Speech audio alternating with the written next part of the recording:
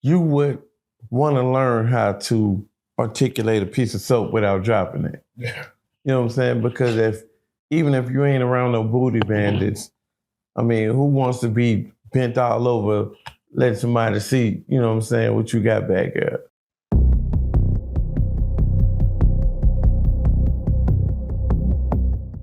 Prison Stories 101, man. We are back with another one. We got him in the building, man. Ice Gizzle. What's good with it? What's down? Man, same old, man. First and foremost, thank you for coming back. Always a blessing to have you on the platform.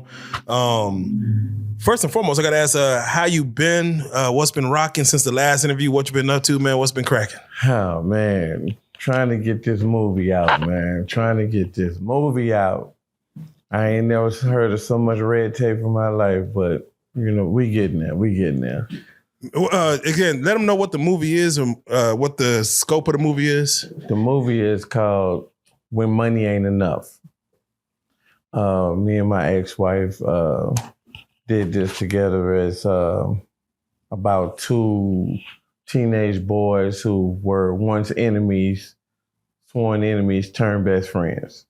And then history repeats itself because both of their older brothers end up, one killed the other one and the other one went to prison. So it was like history repeating itself. They swore never to, you know what I'm saying, be ops. They swore never to mess with each other, girl, and yada, yada, yada, and, you know, and swore to get money, you know what I'm saying, the American way.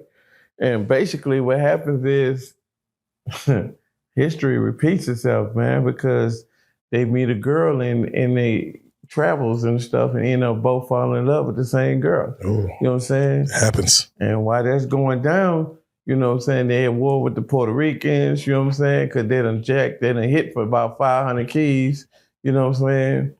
But they were supposed to be in the appeal game, you know what I'm saying? Yeah. So some people just don't know how to stay in their lane, you know what I'm saying? And the repercussions of that is, you know what I'm saying, war at its best. War at its best. Well, definitely want to get that movie kicked off. Definitely, giving you Godspeed in regards to it. Definitely want to see what the fruits of your labors have been. Sir. Shouts out to James Doohan, you know what I'm saying, who filmed that joint, man. One to remember. Well, that's all I'm going to say, one to remember. All right. Well, let's get right to it, man. It's always good to have you in and, talk about these prison stories and kind of go through it, man. You did enough time and yourself, man. If you don't mind, let them know again. If they don't know, they know. But let them know where you're from and how much time you serve and where'd you serve time at? What different units? Yeah, we all know I'm the latex nigga of the group, you know what I'm saying? And I done did 5 and a 7-piece and some small little pieces in between all that, you know, in TDC. You know what I'm saying, for various reasons. And then I did my little stint, 12-year stint, Pollock in the feds, you know. So there you have it, you know what I'm saying. I'm from Louisiana, you know what I'm saying, / Texas. I'm best of both worlds. Come on. You know what I'm saying? Rocking like a cutoff stock is trying to get waves. Come on now. Now let's just jump right into it, man. I'm always looking at the tropes of prison, of what's reality and what's false, what's make-believe. Right. The way people on the outside look at prison from, going through everything, it's not the way it really goes down in there. So when you hear a term like, don't drop the soap, where did that term come from? What does it mean? Do you see it like in the 90s movies that tell you, don't drop the soap? What is that? What did that generate from? It generated from a punk game way in the 60s, I guess. Or maybe further than that.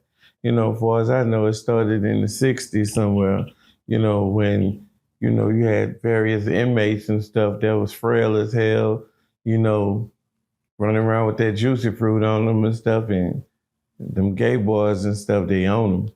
They drop the soap. That means you got to bend over. You know what I'm saying? You bend over, hey, all's fair in love and war, I guess. Damn, so hold on. So they say if you drop the soap, just leave it on the ground? Is that what you're supposed to do back then? Back then, yeah. Do a curtsy? That, you know what I'm saying? Because unless you looking to get ran up in, You know what I'm saying? Like a robbery gone bad. Hey, I would leave that soap on the floor. It's crazy because you know, they'll say it jokingly in movies and stuff like that, like, hey, don't drop the soap. Does that play into when you were in there? Is that a reality? Is that something that just, like you said, from the 60s, or is that a real thing? Do they give you a bar of soap? And do you intend to really keep that slippery motherfucker in your hand? Pause. You know what I'm saying?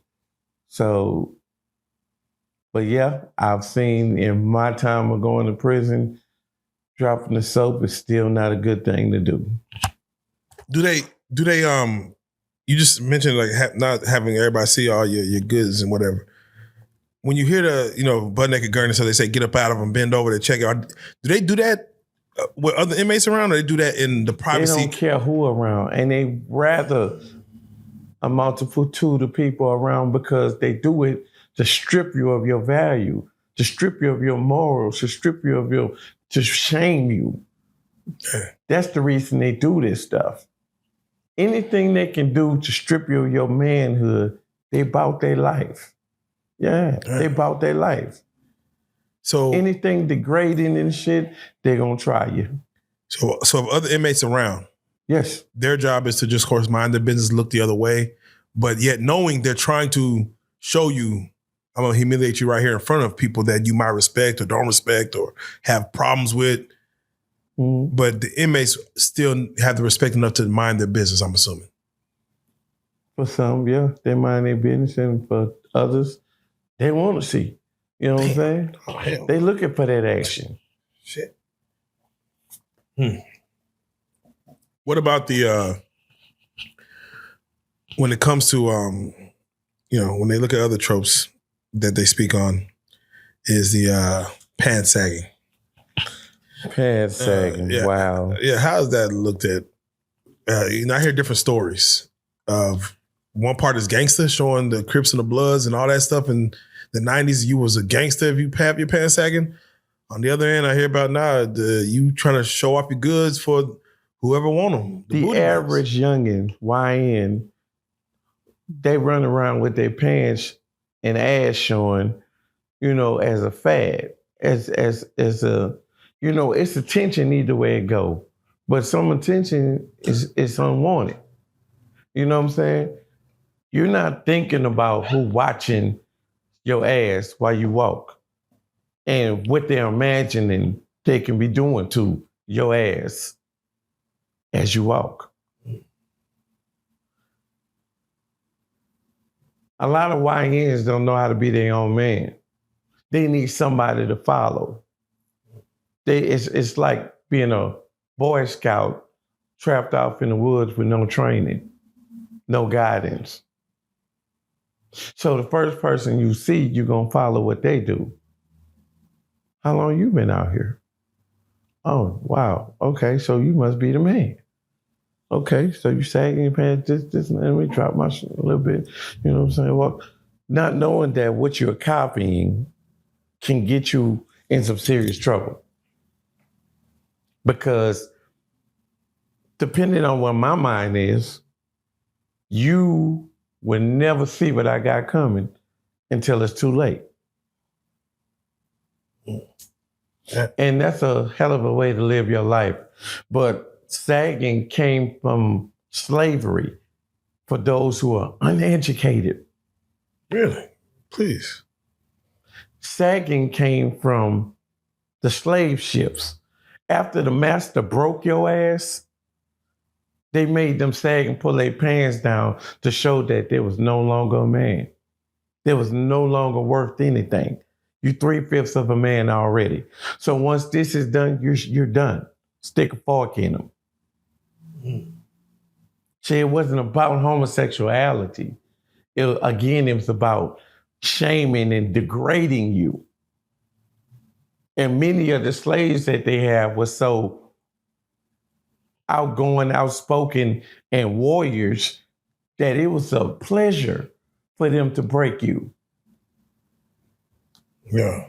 Damn. So once the second strain of slavery came about, once the first set was abolished, which was slavery. The second strain of that was prison. So we couldn't get you like this no more. We signed off on that. You niggas is emancipated. Go on, do your thing. But we still gonna be puppet masters. So, unbeknownst to you, we're gonna go across this water. We're gonna let these Colombians or whoever, you know what I'm saying, send drums of cocaine over here, you know what I'm saying, or whatever over here. We're gonna bust it down the middle, throw it out in the streets, and we're gonna see who's gonna bite. And all this is in the name of job security. Because it wasn't enough rules to be broken by us for the man to incarcerate us without starting a riot. Yep. You know what I'm saying? Because we're free now. We ain't going no more. We're going to fight y'all ass. But if I bring about this paperwork, sign it, Constitution, we the people, and I put in all these rules, then you got to go by it. But if your dumb ass don't take the time to start reading and knowing what your purpose is out here in these streets, you're going to get caught up. Yeah. So now we got the black pie and we got the nigger pie and we got the white pie. Y'all can't come over here and get none of this. Y'all can't come get none of this. This white pies is for whites only. So our restrooms. You know what I'm saying? You can't come up in here. But if you do, you're going to jail. Because you don't violate it. Yeah. Either that or we're going to whoop your ass in front of everybody in public. Yeah. And I heard you mention that before. Yeah, but I say, what are your thoughts on that as far as if it was a consequence of long-term sentencing or public whippings? What do you feel is more effective? Time is more effective. It is. Because it'll break you mentally and physically if you're not strong. Yeah. Now, a public ass whooping is momentarily. It'll scare the shit out you more than hurt you. And you'll think twice about putting your hand on that white only pie. You feel me? But I would rather... Oh, go ahead. I would rather take a public ass whooping knowing what I know about prison. Yeah. Than to sit up there and deny an ass whooping. Oh no, take me to jail. Take me to jail. Oh, you used to lie. So what you're saying, you're saying prisoners now will take 20, 30 lashes right now to get up out that motherfucker. Yes, sir. If it won't kill me. Because they're getting 20, 30 lashes while they're in there. Come on now. Bars. You know what I'm saying? So, choose, lose, or be confused, and I guarantee you, the way they snitching, they can't hold water right now. Oh, they're going to do more than take 30 lashes. Come on. How does it work with, everyone grows up differently. Everyone grows up differently. How does it work when a young man goes to prison who don't know how to wash his ass? Like literally never got taught a proper way to wash his ass and he just a stanky, dirty ass nigga. You going to learn today. Damn. You going to learn today. Because the scrutiny that's going to come behind that is going to make you do one or two things. Get your shit together. It's going to make you jump out there and crash out. And everybody and their mama going to whoop the shit out your ass and send you on your way. Because nobody wants this. It's bad enough we got to be trapped in the cell together and you got to smell another man's shit. Yeah, right. You know what I'm saying? So I'm not finna just be sitting in this day room 24 hours a day and I got to smell your musty ass. Get in there and take a shower. Okay. So who speaks to that? Who enforces that? The cellmate, the guards? Who enforces that? We enforces everything that go on in there. Because they can care less what we doing there. They can care less.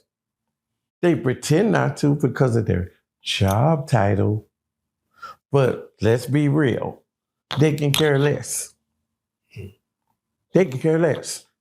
They would rather us tear it down every time we get an opportunity to, so it'd be less inmates. I done heard some COs and shit talk so bad to a nigga to the point where I'd rather you shoot me in my face or whoop my ass. Because for me to sit up there to take what you just said to me, ain't no way. But I'm outnumbered. I'm outgunned. I'm outsuited. So I'm going to take that. I'm going to take that. I ain't got no choice but to take that. Yeah. Then I got to go back to my homies in the cell and accept their ridicule. Oh, you let that loud talk to you like that? Well, you're a hoe. You're a hoe ass nigga. Ooh. Yeah. You know what I'm saying? And then half of them hyping you up to go out there and get into some shit. You know what I'm saying? Put some respect on my name, baby. Yeah. How many times do you feel it takes an inmate to get whooped by the laws or get just done anything by the laws before they get it?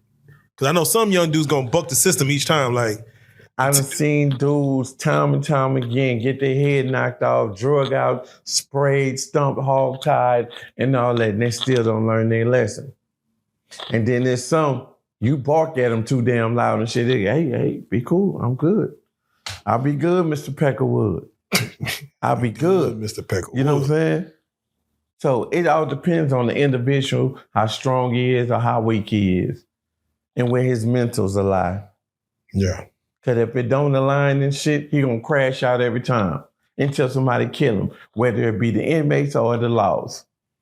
Yeah. Either way, he gonna get X'd out because you're a liability. You come in here and being disruptive to these people, they gonna come here fucking with me. And we can't have that because you don't know what I got going. I better be running a poker table up in here. You just mess with my money because we getting on lockdown because they're coming for you. This brother over here might be on that wine. He watching his batch. Oh, that wine. Oh, yeah, that alcohol. Yeah. He making that alcohol. That's the money. So yeah, hell y'all, hey, y'all calm, y'all tone down. Yeah, you know what I'm saying? Yeah. Nigga, oh, mind your business, nigga. That is my business. Because if you do something that causes these people to run up in here and shut it down or tear this place up, then I just lost $3,500. Or I just lost $10,000. Or I just lost whatever. I just lost my visitation. I just lost my mind. Because I'm about to go ape shit on your dumb ass. Come on. So yeah, what you do is my business. These facts. When it comes to, I know we stand on the draws where someone doesn't clean out, but again, these are things that I'm just trying to learn.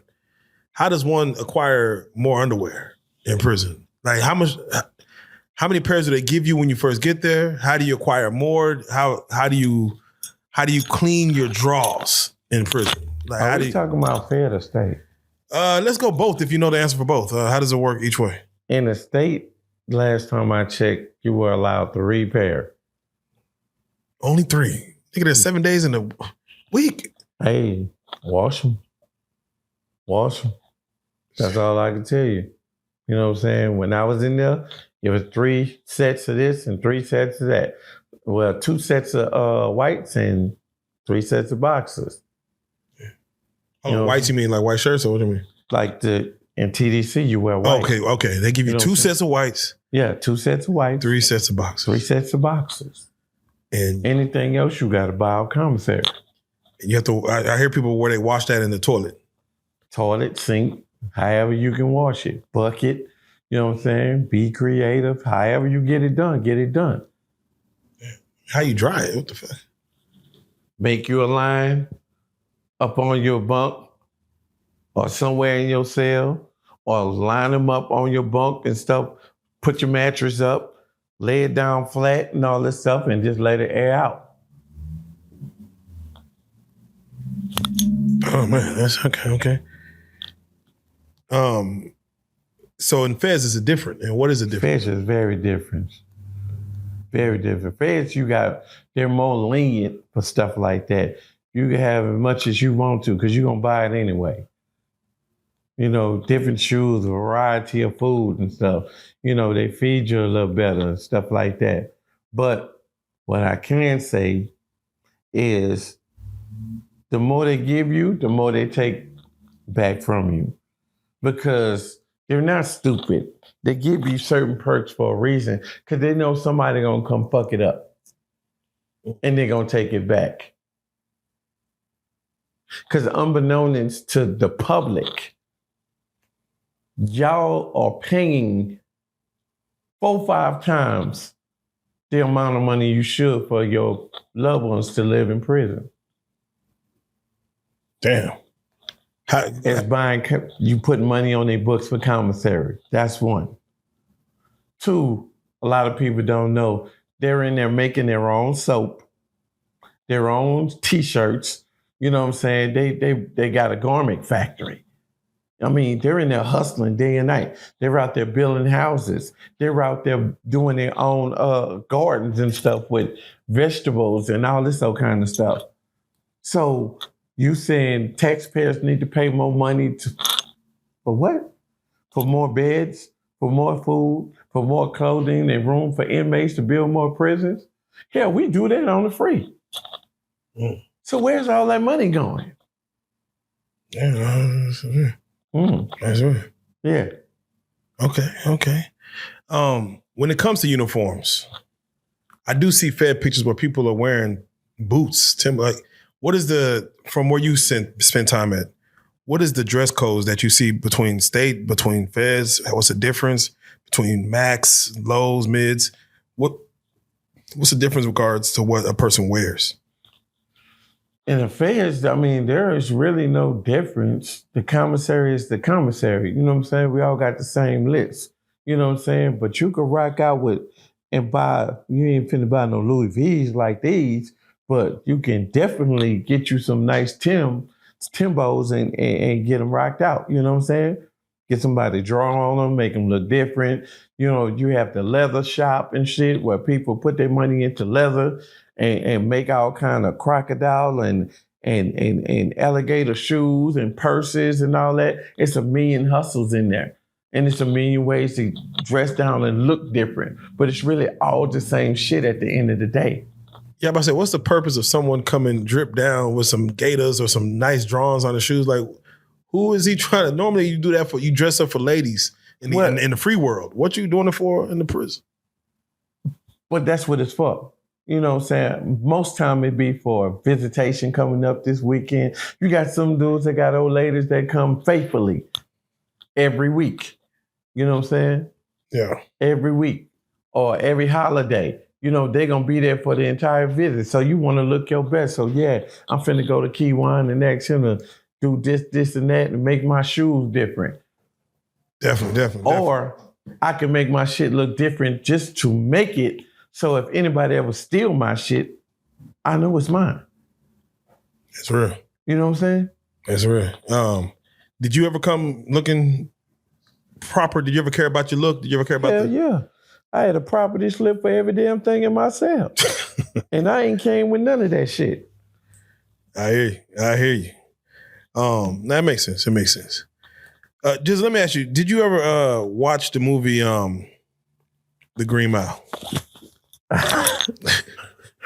You see where this going? Yeah, I watched the movie. Yeah, I know. I look just like that dude. Yeah, I was say first and foremost, you ever get like since you've been doing this, I look like Michael Clark. I already know. Yeah, rest in peace, Michael Clark Duncan. What are your thoughts on The Green Mile? What are your thoughts on that movie as far as it's when you watch a movie portrayed what prison is? And mind, this is a while back, so this isn't current times, but it wasn't just prison it was portraying. It was death row. Yeah, death row. He was actually on death row. Mm-hmm. What are your thoughts on death row in which they portrayed in The Green Mile?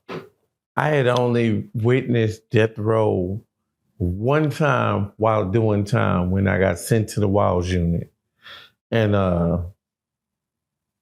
don't ever want to witness that shit no more, bro. Yeah. The smell of flesh being burned in them chairs, man. You know, I never got to see nobody catch that needle, that lethal injection. Yeah. But when they was frying niggas, bro, I was there. And that stink, that smell that flies through the hallway, it's something you can't never shake. You can never shake that. That'll give you nightmares smelling that shit. Yeah. And just to know that you might have just had a conversation with this guy not even 40 minutes ago. It's wrong. What do you think that does to someone's mental as far as death row? where they kill people down the alley anyway, you know, where it might be your time, just the mentality of being on death row, the last meal, what do you want to eat? You know, we're going to give you whatever you want. We're going to fly it in. We're going to give it to you. I mean, what do you think that does to a person's mental? It's a waiting game that you really don't want to play, because if anything can make you change your mind about being who you were, it's death row. Yeah. I've seen some of the hardest dudes go down there and wait it out. 5 years, they ain't even been hit yet. You know what I'm saying? And when you see them, you're like, damn, he done changed. He a whole different person from who you knew him to be. But it'll humble you. Now, I've heard stories of men getting off death row, like, you know, for whatever reason, overturned. Yeah. And then have a murder. Cases overturned left and right. I've seen a million of those too. Then they got to turn around and pay them all that money. But what good is all that money when your dignity has been destroyed, your name has been destroyed, your background with your family and your kids and stuff has been destroyed? What good is all that money? Yeah. You know what I'm saying? Like half of these people, these DAs, these people know without a shadow of a doubt that this dude is innocent. But like they say, it's not what you know, it's what you can prove. Yeah. And you sit 25 years fighting the case and they finally do a DNA and say, it wasn't his DNA, he didn't rape her. Damn. Let him go. Damn. Now the person you were before all this happened, it's no longer that person. Because there's no way you can keep up with the old you. You got to become a monster to last 25 years in prison. You have to. Ain't no way. Ain't no way around. Year 5, year 8, year 12, year 17, year 21, something's going to happen. The world is forgotten. You are forgotten. So this is all you know. Yeah. Be a predator or be preyed on. Wash, rinse, and repeat. So now I done got released, and it's like it's this happy feeling, but at the same time, I'm scared to death because I don't know what's out there. I ain't been there. And then y'all just cut me this check for all this money for every day that y'all wrongfully accused me of this charge. I don't even know how to manage money like this. Yeah, right. Here's $32 million. I've been here since I was 17. Like, yeah. I'm 52 now. What are we supposed to do with this? And all I know is war. All I know is protect myself. All I know is to be beyond vicious, to stay lifted and stay grounded. Man. And now you letting me go. Life been over with for me. Why you want to let me out now? You should have just left me where I was. Do you feel like that's any inkling of making it right? Like, we're trying to make it right. We're trying to do the right thing. You can't make it right. You took away this man's family. You took away his hope, his dreams of becoming anything. Say you had handles, basketball, anything, and everybody, you was this ghetto superstar. And then the wrong girl you mess around with, and she screamed rape. Or our parents say, oh, she was underage, she was this, and that. They come get you, you go to jail, now you fighting this case. School, education, any thoughts of people loving you, they start crawfishing back because nobody wants to be in that limelight. Now it's fingerprinting and all this here. And at the same time, while you try to fight for your life, you got to worry about all these new people. You got to worry about the white gangs, the Hispanic gangs, the black gangs. And then you got to worry about the predators on the day-to-day, just want some booty. Want to test your manhood for no reason. How can you stay grounded when you got all this going on? Your mama ain't come and see you no more. They done ran out of money to give you. Your girlfriend, she's sleeping with somebody else. That's the first one. It's too much to go through, bro. So you gotta put that all out your mind and focus on this, because this is the only way you can live right now. And you got to become vicious, more vicious than anybody around you. Yeah. Come on. I ain't never want to hurt nobody. But I did what I had to do to survive in there. Come on. Now That's you right. want to come around and say, my bad. It wasn't even you after all. We should have believed you. Yeah, that's it's gonna take more than my life to make that right. Yeah. So 32 million is a lot of money, but it's nothing compared to what you've taken from me. Because I can never go out here and be productive in society now. That's why half of these dudes get out and go right back. It was like, that was dumb. Why you do that? He don't know how to, he's institutionalized. Yeah, all he seen was crime. That's all he knew. Now I got to come out here and kiss people's ass. I ain't gonna do that in prison. I earned my respect. Now I got to pay all these bills. I ain't no motherfucking bills in prison. Unless I ran it up gambling, smoking K2, drinking wine, making bets. Now I got these haters and people disrespecting me, don't even know me, talking down on me. Really? And y'all think I'm gonna take that? I didn't take it in there. I gave niggas the business. And now you expect me to what? Call the police? We use our hands to pray. Man, fuck you. Come on. Come on. Now, just let me ask you, have you ever met someone or heard someone's story, kind of like in the Green Mile, to where it just got to you, it affected you, knowing that they shouldn't be in here? Like, man, there's a million stories down there like that. Every unit you go to, you're going to find that. It's penitentiaries are filled up with youngins and stuff who ain't never did nothing to hurt or flee. But end up around the wrong person. For whatever reason, they lied on them. Did you personally ever talk to anyone that had a story like that? Yeah. That you was like, yeah, man, this is it's hard to hear. Yeah, it's heartbreaking. But you can't show too much emotion in there. You can't show all that. All you can say to yourself is, damn, that's fucked up. It's fucked up. How do you know it's fucked up? Well, meaning, if the government got it wrong, the state versus whoever. If it's true, yeah. If I say, up. How do you know? Because they could paint a picture. You know, it wasn't me. Yeah. How do you know? Like, do you just gauge energy? Do you gauge what someone says, the details, or how do you gauge like, nah, this person really shouldn't be in here?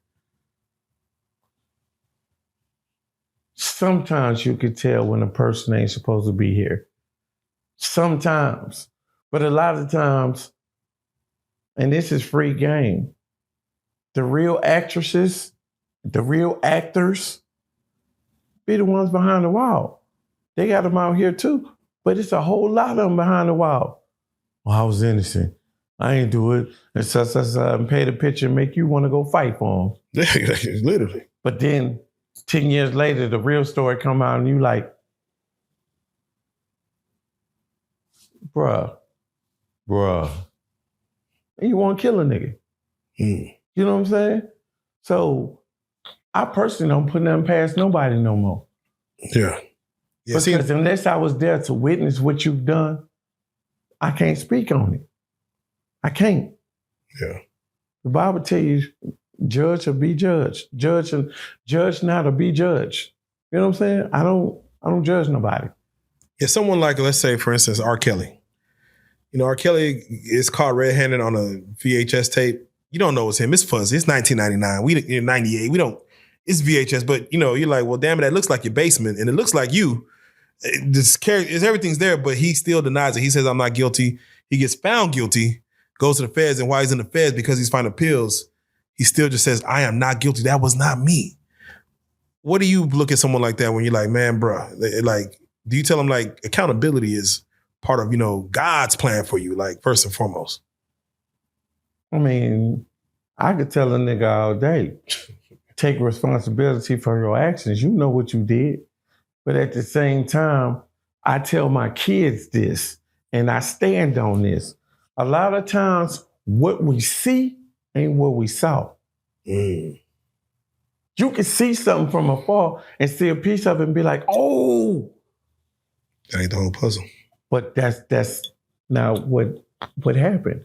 You seen a very minute piece of something and everything else got pieced together. Needle and thread. Now I'm the bad guy. And you come to find out when it's too late that brother was innocent all the time. Now he might have had his little, did some shit. You know what I'm saying? But the way they painted him, it was wrong. Hey, no, he didn't for R. Kelly, he didn't go to jail for that. Right. He beat that. That wasn't even what the problem was now. Right. That wasn't even, they brought it up, but that was just as a character witness. Right. He went to jail for something else. But how often do you feel the government gets it wrong? Oh man, probably 60, 70%. Yeah, that's a high percentage. The rest of it, they would get it 100% wrong if it wasn't for people like the common person walking around snitching, telling people business, because they only know their conviction rate is 99.9 only because we feed them information. Mm. We feed them information. Without that, they ain't smart. They ain't smart as people think. No, we feed them the information. They break us by the simplest things.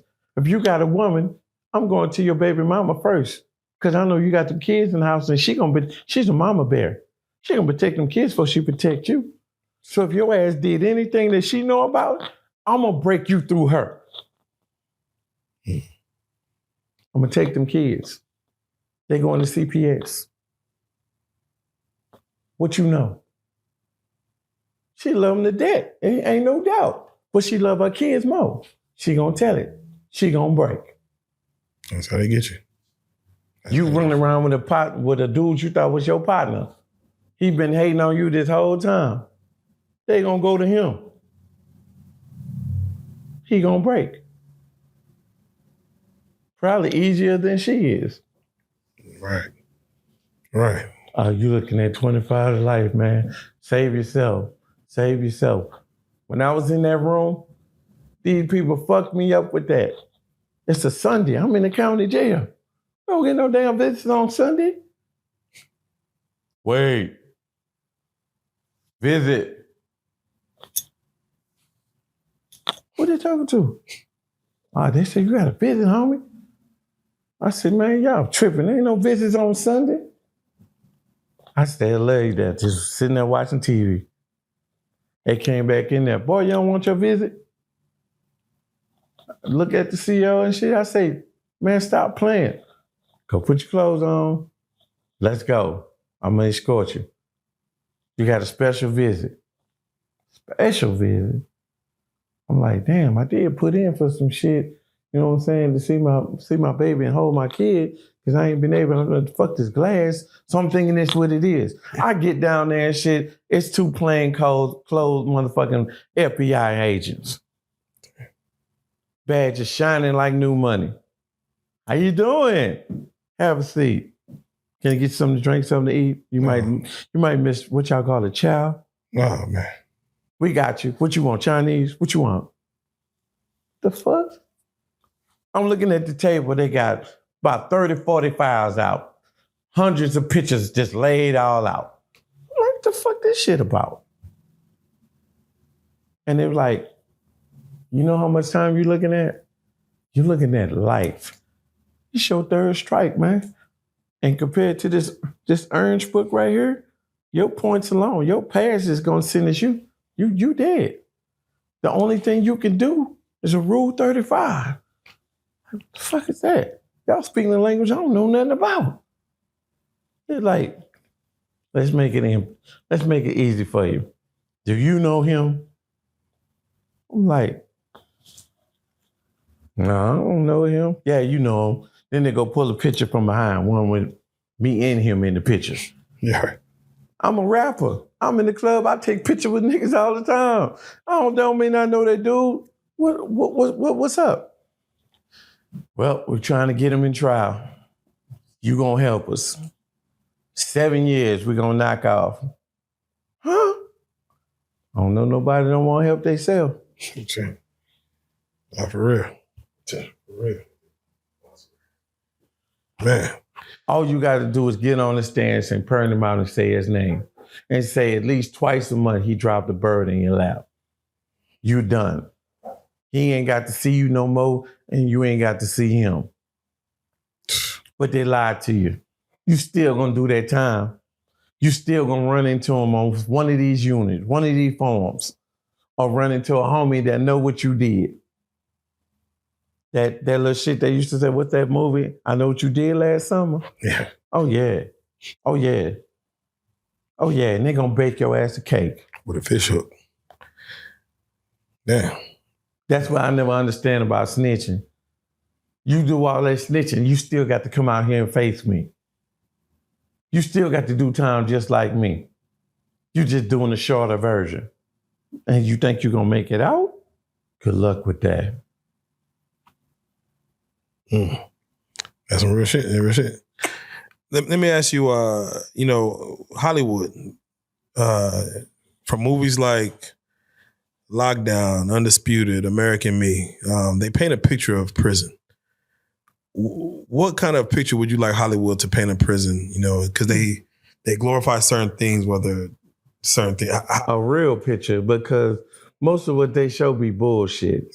You know what I'm saying? Some of this shit be accurate and shit, but nah, they don't paint real pictures of prison when they show these movies. They don't show the pain in people. You know what I'm saying? The losses, the trying to keep it together, fighting for your life, fighting this case and trying to get out, the losing the loved ones and all this kind of stuff. They don't show all that. They don't. Got it. Everybody got to run the yard. Everybody a gangster. Everybody a killer. You know what I'm saying? Oh, I burnt my finger, you dead. And all this shit. Come on, man. It ain't that simple. It ain't that simple. No, we need that. Yeah, we need a more realistic picture of what prison is.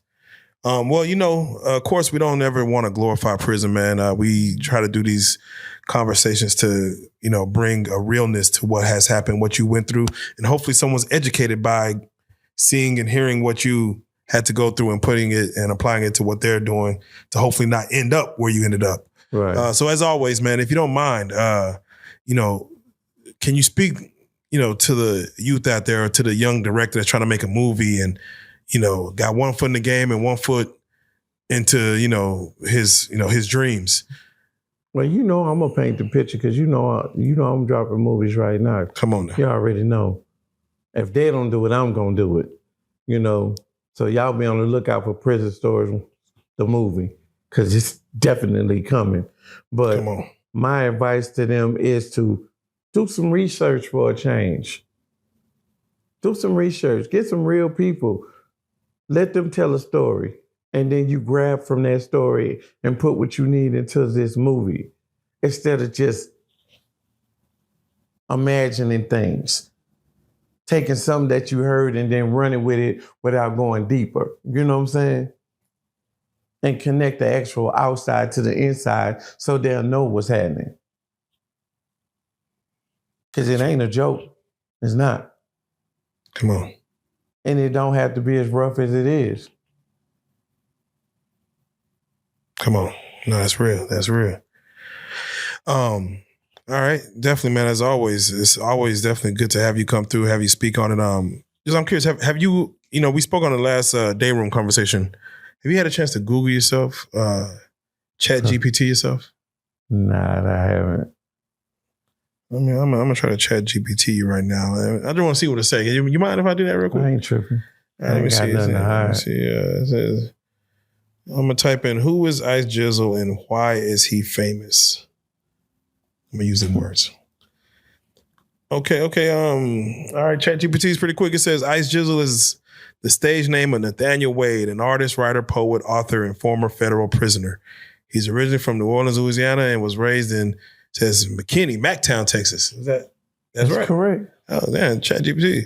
He's mainly known for a combination of music and his prison story. Prison experiences. It says Ice Gizzle has spoken publicly about serving significant federal prison time. Interviews with him having focused heavily on federal prison culture reform, and the people he encountered while incarcerated. Wow. It says connection to BG. Okay.